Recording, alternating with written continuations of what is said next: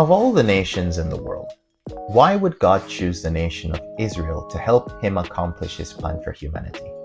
And of what significance is the nation of Israel to you and me today? Hopefully by the end of this video, you'll have some answers to those questions. We've been looking so far at God's plan for humanity, and we've discovered a few things. One, when God created the universe, he initially intended it to be a place of peace and perfection. He created it for mankind's enjoyment and for his own worship. But our first parents, Adam and Eve, made a mistake and rebelled against God and introduced chaos into the universe. We call this chaos sin. And the consequences of sin include things like our personal and moral failures, the wars, famines, and diseases that the world is now suffering. Sin didn't just affect Adam and Eve, it affected every single human being who was descended from them, and it affected the natural universe as well. We looked at the fact that no human being, regardless of how good they are, can cleanse themselves of sin. Something outside of themselves is required to meet God's perfect standard. And we've seen how God has begun to cancel, to cover, and remove sin through the process of the atonement sacrifices. Now today, we're going to look at how the nation of Israel fits into God's overall design for the rest of humanity. But before we do that, we have to remember something that happened way back when in the beginning in the Garden of Eden. Now at this point, Adam, Eve, and the serpent are all in front of God, and God is passing out his judgments upon them. Now here is something he said in Genesis chapter 3, verse 15, which we have to bear in mind as we look at the rest of the biblical story. I will put enmity between you and the woman, and between your seed and her seed. It will bruise your head, and you will bruise his heel. So God is saying here that as sin enters the world and is wreaking havoc, he is going to create this seed, this offspring of the woman. And this offspring is what God is going to use to get rid of sin forever. Now, as I said before, as we proceed through the rest of the Bible, we have to bear this in mind because everything hinges upon this first promise. Now let's get into the rest of the story. The birth of the nation of Israel starts off as all great tales do. Once upon a time, there was a man named Abram. We read about the beginnings of Abraham's journey in Genesis chapter 12. Now the Lord said to Abraham, "Get out of your country and from your kindred and from your father's house, and go to a land I am going to show you. I will make of you a great nation, and I will bless you, and I will make your name great, and you shall be a blessing. I will bless them that bless you, and I will curse those who curse you. And in you shall all the families of the earth be blessed." So Abraham departed as the Lord had spoken to him, and Lot went with him. And Abram was 75 years old when he departed out of Haran. So here we have this beginning of the story. Abram is 75 years old, and God asks him to leave everything he knows behind and go into a land that he's about to show him. And God promises him that out of Abraham, he will bring a nation. Now, in order for Abram to become a nation, there are at least three things that are required. Nations don't consist of a single individual, and so Abram is going to need to have lots of descendants. 2, nations require territory to distinguish them from the other nations around it. And 3, all nations have some kind of government. So from this one person, God is going to fulfill all three things and somehow link it back to the promise I just read in Genesis chapter 3. However, notice that God is not limiting Abraham's blessing to himself or those in his family. God specifically says that from Abraham's blessing, all other families or nations of the earth will be blessed.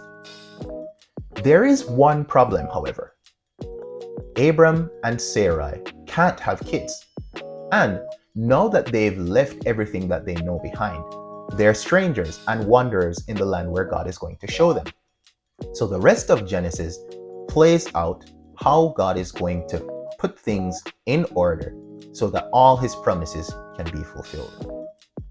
So in Genesis 13, God begins to help Abraham see the territory that his future descendants are going to possess. In Genesis 15, God makes a covenant or a kind of agreement with Abraham to reinforce the promise he made. And he prophesies that at one point in the future, his descendants will become slaves in Egypt for 400 years. In Genesis 17, God changes Abram's and Sarai's names to Abraham and Sarah. And finally, after almost 30 years of waiting, Abraham and Sarah have a son who they name Isaac, which means laughter. Now, by the time Abraham dies, there is still no nation. Abraham lives and dies without seeing this promise of a nation being fulfilled. But as we go along, we'll see how God does it bit by bit. Isaac grows up and lives as his father did, as a nomad in the nation of Canaan. He has two sons, Esau and Jacob. And while by right, Esau should have been the one to receive the lion's share of Isaac's inheritance as well as his blessing, we find that it is Jacob who schemes his way into prominence instead. Jacob becomes the third generation after his father Isaac and grandfather Abraham. He lives his early life as a huckster, deceiving others and being deceived in return. However, God curiously elevates him over his older brother Esau and blesses him tremendously, giving him 12 sons who would later become the tribal heads of the budding nation of Israel. And just like his grandfather Abraham before him, God changes his name from Jacob, which means supplanter or deceiver, to Israel, which means one who is mighty with God. Now, one of Jacob's sons, through a series of horrific but miraculous events, becomes a slave. Guess where? In the land of Egypt.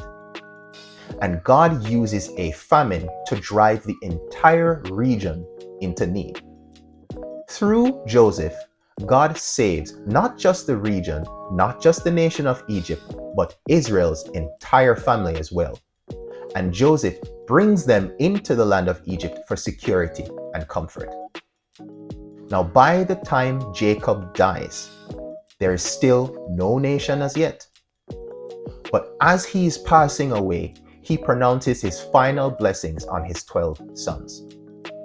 Of particular interest to us is his blessing upon his fourth son, Judah. He says that from Judah's line is going to come a specific king, and the rulership of that king will never depart until a specific person comes who is called Shiloh, which means the one to whom the scepter belongs.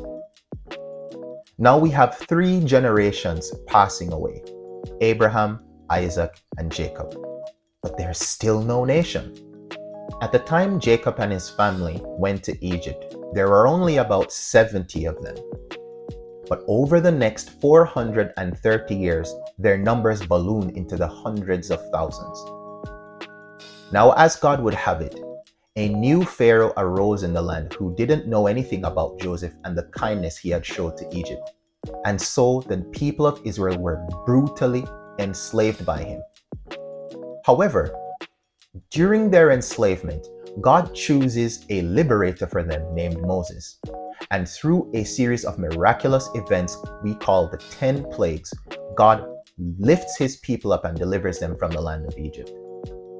Now, the following books of the Bible, Exodus, Leviticus, Numbers, and Deuteronomy, chronicles the birth of this new nation of Israel. These books also chronicle the beginning of the acquisition of territories.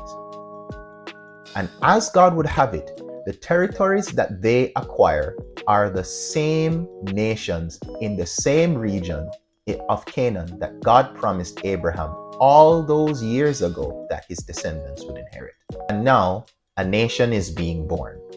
We have 2 of the 3 requirements being fulfilled at last. The people have become so great and their numbers are ballooning that they can be properly called a nation. And two, they've begun to acquire land and territory for themselves, which will separate them from the nations around them. Also, God is beginning to establish a series of laws which will govern the nation, but there is still no king. But that will come later. Before we get into the birth of the kingdom portion of the promise, there are two scriptures that are foundational to our understanding of why God is working through Israel and not through other nations. Here is Exodus chapter 19, verses 4 to 6. You have seen what I did to the Egyptians, and how I bore you on eagle's wings and brought you to myself.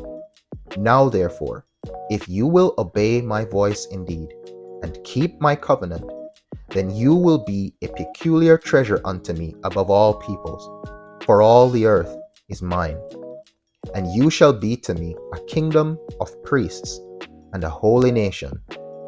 These are the words which you will speak unto the children of Israel. And in Deuteronomy 7, verses 7 and 8, we read, The Lord did not set his love upon you, nor choose you, because you were more in number than any people, for you were the fewest of all people, but because the Lord loved you, and because he would keep the oath that he had sworn unto your fathers. That is why the Lord has brought you out of Egypt with a mighty hand, and has redeemed you out of the house of bondage, from the hand of Pharaoh, the king of Egypt. So as God is working his plan out and establishing the nation of Israel, he tells them the reason why he's doing it. He's doing it because he wants to keep the promise that he made to Abraham, Isaac, and Jacob, which, if we remember, was that he would bless them and make their names great, and through them bless the rest of the nations of the world.